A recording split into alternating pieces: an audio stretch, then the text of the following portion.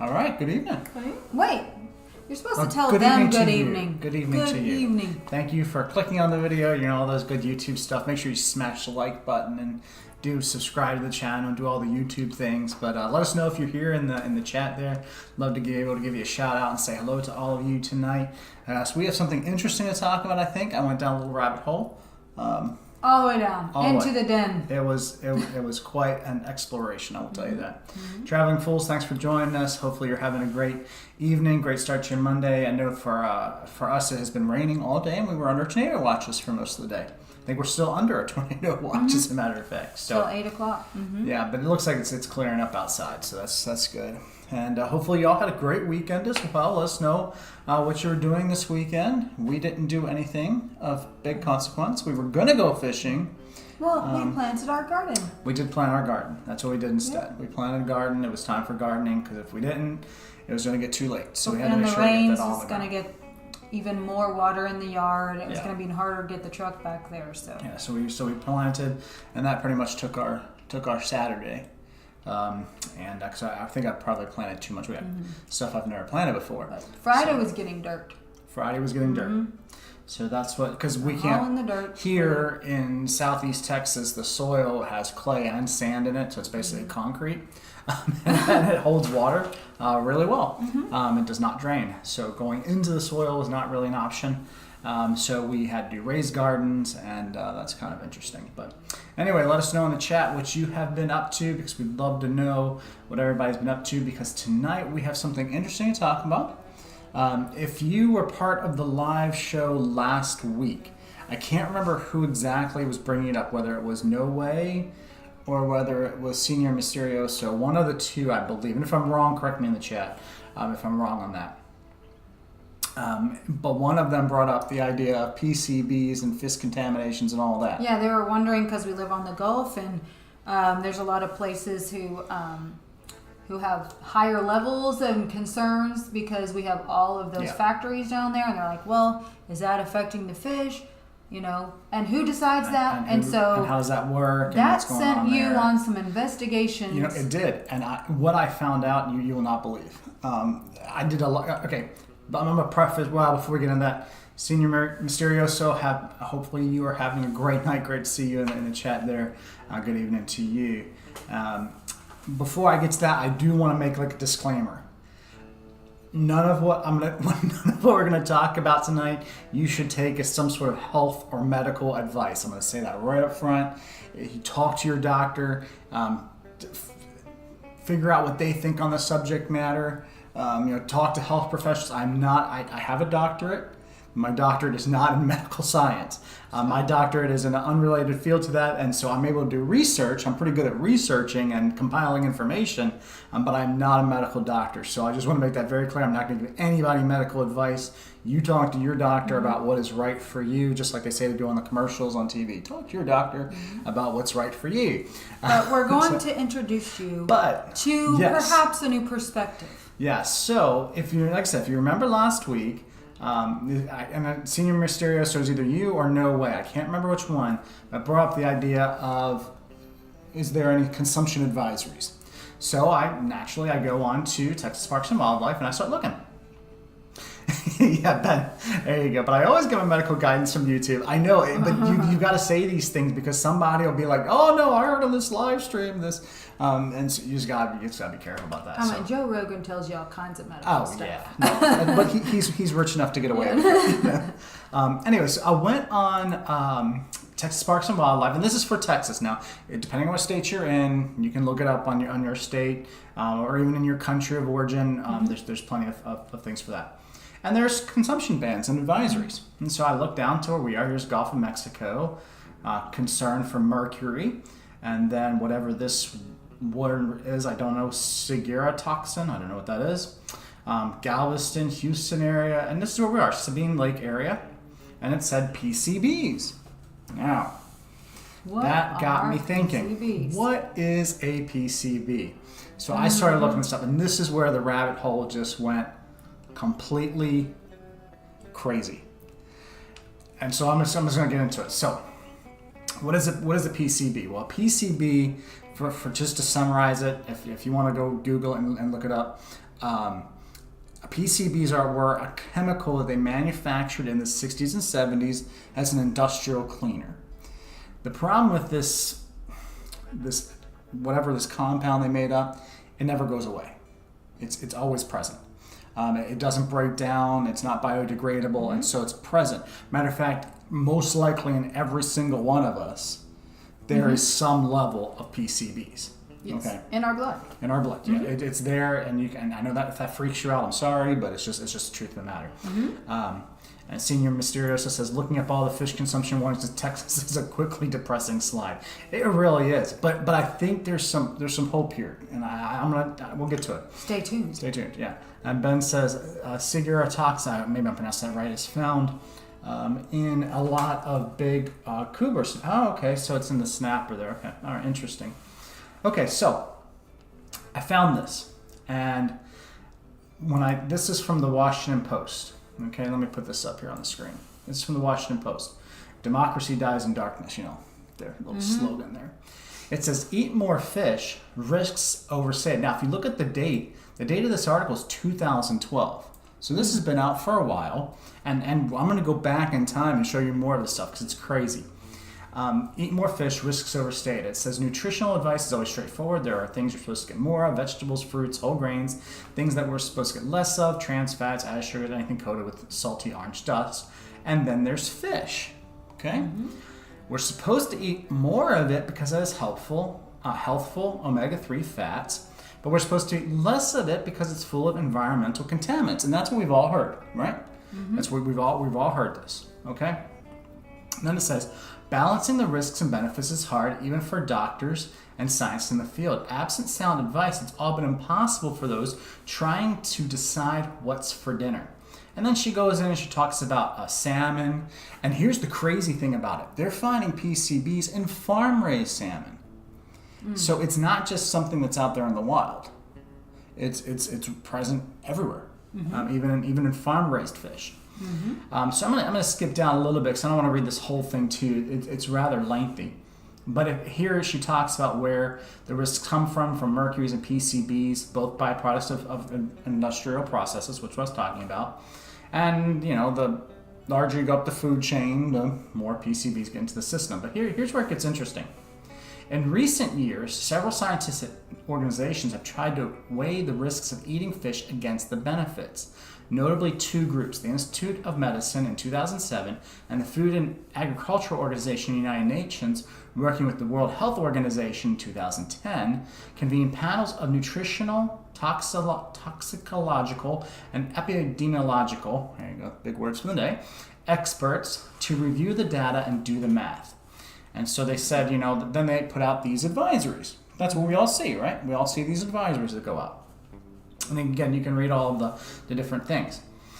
This is what and I'm going to show you this study because this study is interesting.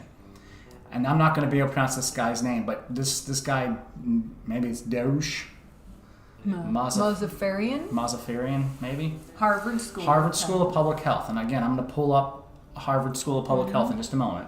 A member of the FAO WHO panel sums up the state of fish science.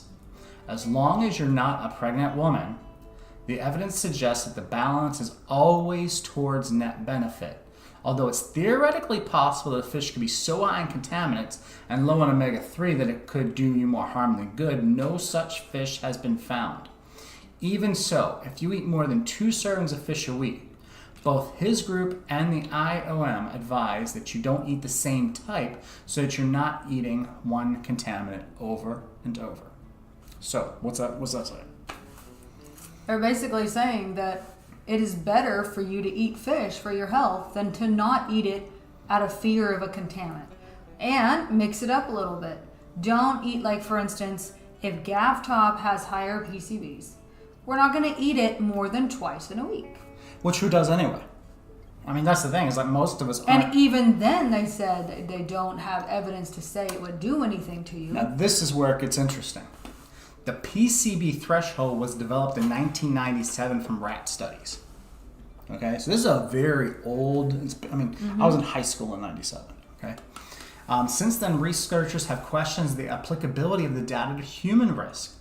In 2003, a review of all available research concluded the weight of evidence does not support a causal association for PCBs and human cancer. And I'm going to show you that study too, because I was able to find it. And not only do the EDF warnings fail to account for the benefits of eating fish, they also overstate the risks. And so that's where I'm like, whoa, hang on here. So you're telling me that these scientific people have said the benefits of eating fish always outweigh the risks. Plus, they're telling you that the risk that they found, they've only seen in rats. They've actually not seen a negative effect on humans who have high PCB levels in their blood. Yeah. Isn't that it's crazy? not making them do anything I different. It's not giving them sick. It's not doing anything. This is like mind-blowing stuff for me, because things that we always hear, always take for granted, warnings that we all see, and it's like, where's the science on this? And we're finding out there's not much behind it. It's very flimsy. But if you go on the internet, you do a Google search, right? And you type in PCBs, everybody says the same thing. It's like they're just copying and pasting off of one site to another, and no one's actually going to do the current research and homework to find out what's going on. Until 1997 was the last time, and even then, they only found that rats had a problem. Yeah. But those levels in humans, even at, you'll see at the study that you show, even when you have 6 parts per million instead of just 4, that person is still not experiencing any problems. Yeah. They're still not getting cancer or anything like at any higher rate. They're not dying. No. So even if we have PCBs, does it matter? Look at this. It says, but not eating fish is also dangerous. As Massafarian, I'm trying to do that, and his colleagues at Harvard point out, the risk of dying from heart disease is about 50% higher among people who don't eat fish than among those who get 1 or 2 servings of high-fat fish each week. So not eating fish is actually more hazardous to your health than if you were consuming fish that they say has problems with it. So it's absolutely crazy. Ben says, now I want to eat a crab stuffed in a hard head stuffed in a Gav. And it doesn't matter. See, even if you eat too much Gav Top, which raises your PCB levels, we still don't know that's bad. No, and we'll get to that in just a second too. That's what you're saying. Yeah, this is even crazier.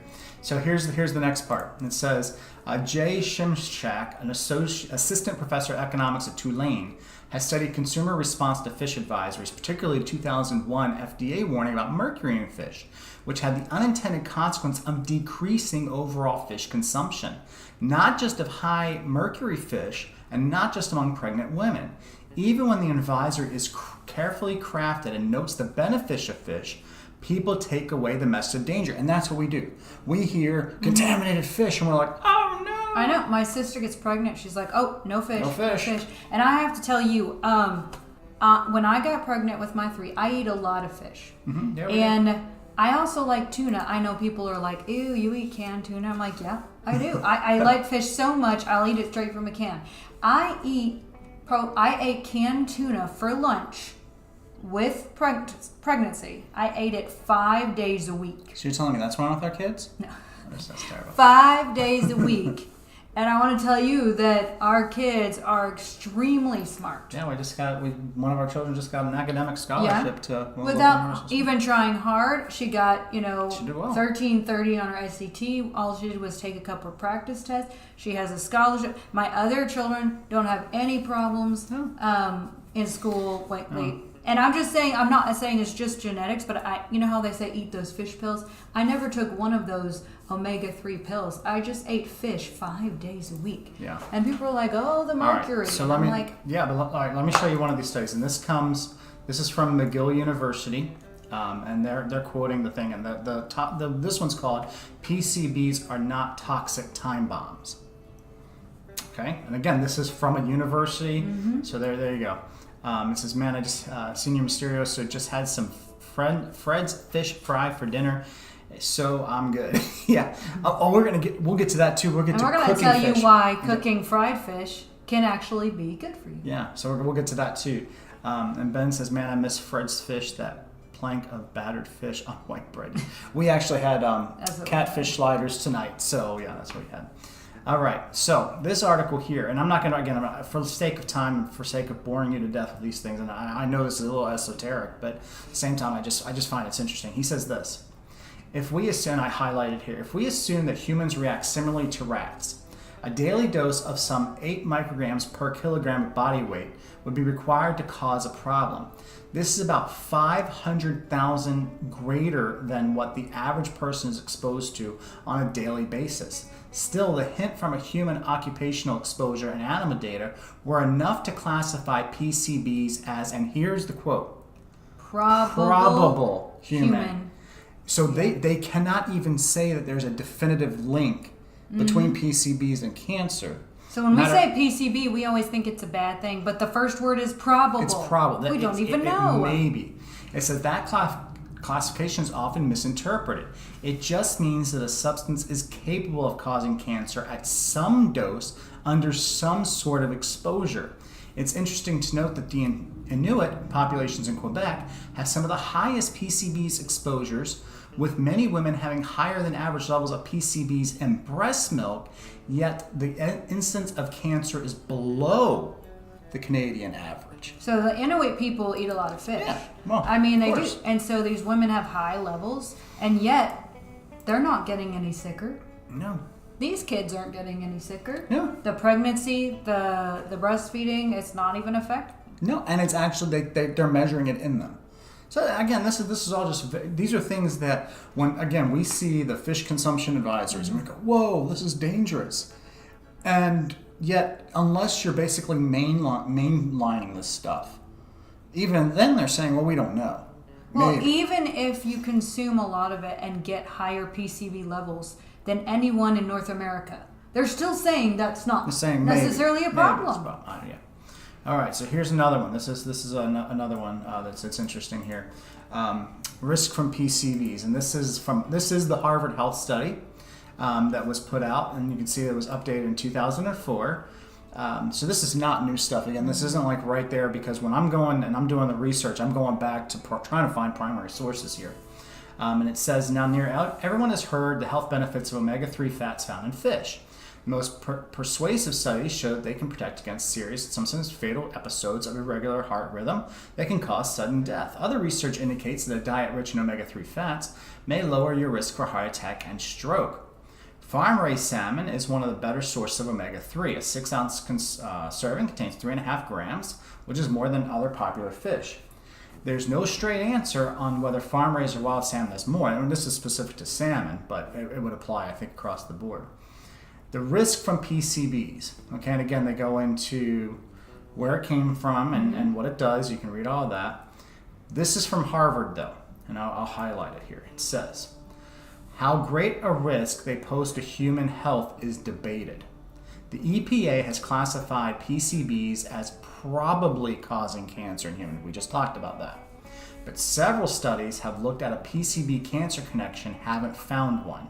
Research has shown that babies born to women exposed to high-level PCBs are more likely to have neurological problems and development delays.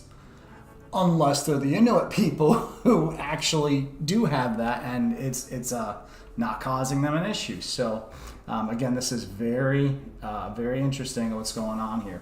All right, so we'll continue. It says 5 take-home messages regarding PCBs. Traveling Fool says, just eat your bugs and be happy. Yes, science. Yeah, what was that new thing? You will own nothing and you will be happy. You can eat the crickets, and I'd rather eat fish, I think. So what should you do? It says the older you are, the greater your chance for cardiovascular disease and the increased importance of omega-3s. And so that's one thing. It says if you have a personal family history of cancer, you may want to opt to only 1 to 2 servings per week. So again, think of that. or per month, excuse me. I mean, so this is again, if you're concerned about PCBs, don't eat the skin. Well, who does eat the skin? Well, you got to think though, where is the fat layer in most fish? It's between right under the it's skin. right underneath the skin. So if you take off the skin and that initial fat layer, you're probably taking out most of those PCBs that would be there. It says that's where the pollutant is most concentrated. And there was one more that he said. It says eating fish is generally a smart move for your health. Eating variety of fish should limit your exposure to things like PCBs. So when you start getting into these studies, what you're finding is the ones that are more, I don't know what you're trying to say. They're trying to balance. They're presenting you a balanced view of it. They're saying, hey, there may be some danger here, but here's ways to mitigate that danger. But even the danger, what they're saying is higher PCB levels, which still is not directly connected to cancer yet. Right. Not even one incident. No. And so even if I raise my PCBs, I'm lowering my risk to heart attacks. And I started thinking about this. And I wonder, and again, this was another route. I wonder if PCBs are not even as dangerous as microplastics. Because microplastics are another ones that are out there, and that's why they want us to stop using straws and all that stuff. But I wonder if microplastics aren't actually more harmful things to that us. Are more, but the question is whether PCB is harmful at all. Yeah, we don't actually know actually because know. we can't even get close to the number that was in the rat. Yeah, we can't even get nowhere close near to that. that. We're nowhere near that. Plus, like you pointed out, even if a fish has a certain level of PCB, they're not counting for taking the skin off, not eating the fat, and cooking it. You should read the article. We'll get to that one in just a minute. On cooking it and how that also. Well, you want to bring that one up before we bring up the last one? I'll say this one. Because like, here we go, lowering the level that's initially in the fish anyway. What's Senior Mysterioso say? You want to read it? What does he say? All right, so he says, just wonder if there are any studies of contamination levels and health effects in countries where fish are a major part of their diet. Well, and that's a great question there too, because I could not find country studies. I found even European countries all citing the same. It's like they all. It's like I said. It's almost like a copy. Well, you did cite the Inuit people. Inuit people was one who have high levels of PCB. They're eating a lot of fish, and yet they have lower cancer rates than Canada. Yeah. So there's that. There's something there. Yeah. Ben says, easy test, have Donald Trump, you're going to get me into trouble, Ben, have Donald Trump speak out against PCBs and Democrats to declare hug a PCB day. As one strategy, yeah, I suppose, depending on what side of the aisle you are on there, yeah. All right, let's get to this last one. Well, not the last one, but let's get to this one. This one I found was interesting. This is also this is actually from the NIH. I know from the NIH's National Library of Medicine. So I went the reason why I'm showing you that is because I want you to know, like, I went across the board. I went to university studies, I tried to find primary studies, and then here I even went to the government. And it says, the effects of cooking processes on PCB levels. This was another thing. They're testing fish for PCBs while they're raw with the skin on.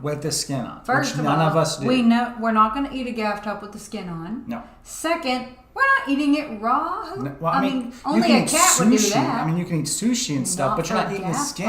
Right, but you're not. No, you're not doing that. Okay, so this is what he said. He said, according to this study, in this paper, an attempt was made to, and I'm going to highlight it so you can see what I'm talking about. And I'll highlight the portion that I'm going to read to you. He says, in this paper, an attempt was made to reduce the uncertainty in the findings of these studies on PCB losses during the cooking process. So in other words, PCBs levels go down. Are going down in the process, okay? This was accomplished by eliminating studies that lack statistical power to determine the degree of reduction. Okay, so we're going to get rid of the studies that don't help us make a conclusion. Reporting all of the results in a common format, okay? 3, characterizing studies by cooking method.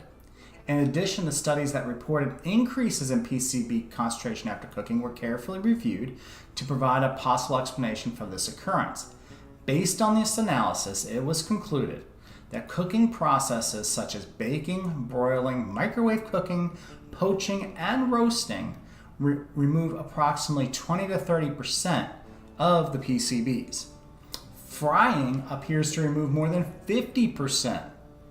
Yeah. So what happens if you lose 50% from the skin, another 50% from the frying? Are you really ingesting any at all?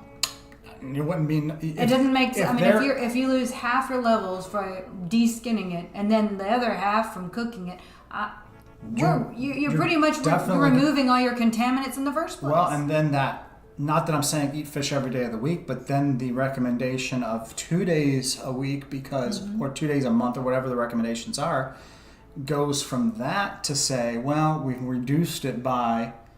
So you could probably eat double that and be fine. Yeah, and then, what I see in this study is fry your catfish. Yeah, get 50%. Yeah. It says, based upon this analysis, it is clear that the information from these studies do provide a reasonable basis for federal and state regulators to permit a quantitative adjustment of PCB intakes, and yet they don't. They don't adjust it, but they're saying, look, you should be able to eat like double, triple that. And this is from the National Institute of Health. They're not including in their levels the fact you're going to cook it. Right. Or the fact that you're going to de-skin it. Yeah.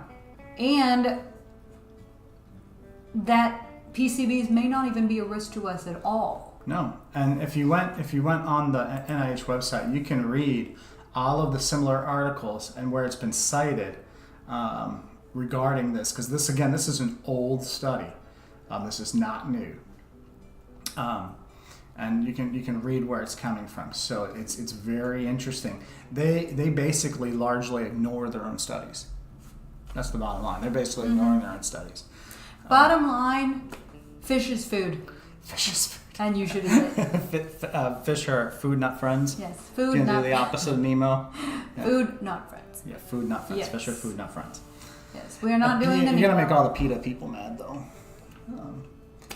Fish is food. Fish is good food. Fish is one of the best for your heart and your body. I'm telling you, you want to lose weight, eat fish every day, and you'll see it drop off like flies. Well, because it's heart healthy. It's good for you. And here's the last one, and then we'll get off this subject and do a question from that we'll answer here. Last one comes from Cancer Network. Okay, so I found this one from the and it says no link found between PCB exposure and cancer mortality. So why did we make this up in the first place? It says the largest human study of its kind, researchers have found no association between the actual human exposure to PCBs and death from cancer or any other disease.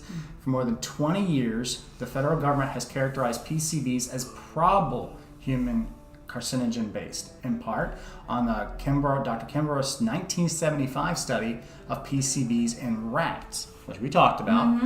Fed a diet containing large quantities of the substance. This new study provides strong evidence that even long-term human exposure to PCBs at higher levels than are found in the environment is not related to an increased death from cancer or any other disease. And this is, again, not a new study. 1999. We have got to change the word P from probable to possible. Yep. It's not probable. Yeah, it's not, no. And the study data, you can read it here. It says that the study was focused on 7,075 men and women who worked between 1946 and 1977 in factories that use PCBs in their manufacturing of electric. So they had direct exposure to these things. Yeah, some of the workers had as high as several thousand parts per billion above average. Yeah. Isn't that crazy? Because some of the workers in the study had several thousand parts per billion. And still, we don't have an increased cancer risk. So that's even worse than eating the fish. You're actually getting those toxins directly into your blood by breathing them every day. And they're working with them every day. Which means they're ingesting it pretty much. Yeah. So. Yeah, that's being observed. So all that to say, trust your health professionals, take proper precautions, but I would have to conclude from this that these consumption bans and advisories, when it relates to PCBs, may be overstated. And don't take into the fact that you're skinning it and cooking it. Yeah, so they do not take the right factors in. Yeah. One of the things that when I was doing my study time in psychology would say all the time is that correlation does not mean causation. Mm-hmm. Just because two things are running side by side doesn't mean that they're causing one another. And in this case, we can't find any linkage between these things. And so I just found it very interesting. I don't remember who had brought it up or who caused me to go down this rabbit hole of research to find out what was going on here. But somebody did. Hopefully you find it helpful. Hopefully you find it interesting. I'd love to hear back if you know medical professionals or if you know if you know people that are study this stuff. I would love to hear from them because I found it very interesting. And for me, because we do consume fish, regularly. It's helped me not be afraid. Yeah, I think it takes away the fear that you're consuming something that's ultimately going to hurt you. And I think that's because we eat fish because we want to be healthy. And I think that one article there where it says that the health benefits outweigh any risks that you can have there. So anyway, this is what does Ben say? 100% of bank robbers have skin. So if you have skin, you are probably bank robber. Yeah, it's almost like that's what they did. It's just such faulty science, and I'm just like, wow, I'm really surprised that there's not more behind this, and that it was about a few hours worth of research to find stuff that completely debunked. And it's still crazy. They'll say, "Oh, you're pregnant. Don't eat fish." Don't eat fish. And then, "Oh, but here's a fish pill." And well, that was the other thing I looked up. Do you know those fish, the omega-3 fish pills, right? The fish they probably oil? have. They got PCBs in them. Yeah, they probably do. They do. They have PCBs in them. So, I'm not I gotta stop saying I'm not a conspiracy nut because maybe I am at this point. But I have to ask myself why all this misinformation that's out there. Why stoke the public's fears about this? Why are they doing this? Why it doesn't? Because then we'll buy their fish instead of catching our own. Yeah, but apparently, the salmon that's raised in the farm has just as much. They're saying, farm-raised salmon doesn't even matter. Yeah, so it's just a very I'd interesting rather thing. Eat wild fish anyway. Love to hear more about this, about what you guys think about it. But for me personally, it just put aside some of those fears that you're ingesting. But now that we've set aside the fears, let's talk about how to catch the fish. Oh yes, I'm ready. We'll go ahead and do that. Ready. We'll go ahead and get into that. And this question, as you know, we have been going on to Reddit to get questions, but I changed that this time. Where'd you go? I went. Well, Reddit just sold itself and got millions of dollars. Yeah, you heard on it. Yeah. Anyway, I went on to our premier fishing and hunting Discord server. That I'm a part of. If you are not a part of the premier hunting and fishing Discord server and you haven't done that yet, it's a great community. A lot of pictures. If you're a part of the Outdoors Crew, their podcast, their live stream, they take pictures off of there and share pictures and stuff. So what I thought I would do from that server that we're a part of is there's a questions section. So get questions from them and then answer them, and hopefully this will be helpful to them. So here is the question. Let me pull it up here and show it to you. Here's the question. Which goes first after the float? Weight or hook? Oh dear, should they be fishing? Be nice. What goes first after the float? The weight or the hook? And he puts it on here just because you want to know. Rocket says, I need to know. I think you should put the hook and then the weight. Yeah, I don't know how right onto the. Okay, so we have a float here. No, that's being mean. Yeah, no, it's being mean. Okay, so we have a float here. This is a float, just a little bobber. I'll show you a different kind here in a second. But this is a bobber. Very simply, it's not too hard, and you can't see the monoline I'm putting through it because of the light here. I can kind of see the light. But you're gonna feed your float on, okay? At that point, this is where you can do a couple of different things. But once she'll hold up that side. Once you have that on, then you can feed on your weight. And what I do, and this is controversial, some people don't do this, I put a bead on. And the reason why I put a bead on is because I don't like that weight slamming against my knot. Yeah. So it looks like that. Okay, so you got your float, you got your weight. And I've got the weight on backwards, but whatever. To answer the question, And then weight before hook. And then you're going to tie your hook on like that. It's very simple, very easy way to do it. This is a worm one, so very, very simple, very easy to do there. But there's other ways to do that because you also have very popular for a lot of people is your Carolina rig. And your Carolina rig, you start off with a swivel. You tie your line there to your swivel, so it'll go on like that. All right, And so tie let's that pretend on. we got that tied together. Okay, and then you're going to do the same type of thing. You're going to put your weight on, and then you can put your hook on. Some people do it that way. Other people, what they'll do is they'll put the weight above the swivel. You can do it that way as well, but the hook is always going to be the last part on that. That's And if it's a bigger weight like that, make sure you allow some line for the hooks because it's going to float up. When I'm making Carolina style rigs, I always put a bead between the weight and the swivel. So you got the weight, a bead, and the swivel to protect that knot because it's going to slam into that knot constantly, and I don't want it to break that off. And then you're going to tie your hook on. So that's another thing that you can do there. Some people do a knocker rig, which weight with no swivel, and they just tie the hook directly to it, but I still put the bead on. Still, the weight always goes before the hook. The weight always goes before the hook. You can't attach the weight to the hook. I don't know of a scenario, unless you know of a scenario, but those are multiple different rigs. And what does Ben say here? Ben says weighted floats. What I grew up with, the rigs with the metal rod, weight, beads, and such still creeps me out. Yeah, I make my own, so I've been doing this, but one of the things that's very popular around here is popping corks. We use popping corks a lot, and you can see the weight is actually on the bottom of the popping cork to hold it as it goes. And then you're going to tie your line onto it, and then your hook goes below that. It's also helping with sound. So, that weight kind of does a clanging sound. And one of the things we do sometimes, if we want to keep the shrimp lower, is we'll put a small split shot type weight right above our hook to keep that shrimp or whatever there's right now. So the Santee Cooper rig, yeah, I've seen people use that, and it's a very different style of rig.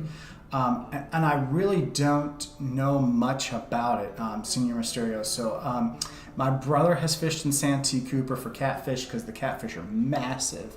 And Santee Cooper, I think they eat dead bodies or something. But that one does use a float in a different way. And I'll be completely honest with you, I do not know much about a Santee Cooper rig. Now Ben says, what's your thoughts on the snell knots? Okay. We actually do use. I stopped recently. using the snell knot for the longest time, and I'm assuming that's what you're talking about, Ben. Is a snell knot, or where you're actually wrapping the line around the shaft. Yeah, and then and tightening it that way. The thought is when you catch it, it hits towards you, but then you tend to like the loop knot better because of the way it sits in the water. I don't use straight circle hooks. This is a straight circle hook. I don't generally use these. I use Kahle hooks, which Kahle hooks have a little bit of a wider gap. And what I have found that's actually helped out my hookup ratio with those hooks is going to be a loop knot. And a loop knot, it's a very easy knot to tie, very, very simple knot to tie. But it's been I've found he's just been preferring the way it looks in the way that presents in the water, with especially if you're it gives a little more freedom using to move. a lure and whatever. Then so that's he been tends to like that pattern. And I don't know if I'm assuming that's what you're talking about, Ben, when you're talking about snelling. If you're talking about the snell knot there, I used to use them all the time. It was my go-to knot for the longest time because I liked the control. But now I've actually flipped up on that, and I like the action of a loop knot a little better. But teach their own, a knot that you're comfortable with, that you're confident. And Santee Mysterio says, look up the Santee Cooper rig building knot. Well, let me look it up right now because I'm interested. I don't know much about it. So let's look up a Santee Cooper rig. Okay, let's see. Santee Cooper rig puts the weight above the swivel, it looks like. Let me pull this up for everybody to kind of see it. Oh, so they have weight, swivel, then a float, and then a hook. Yeah. Yeah. Santee Cooper rigs. There it is. So they've got a main line, the weight, and they put a bead. I know most everybody uses a bead.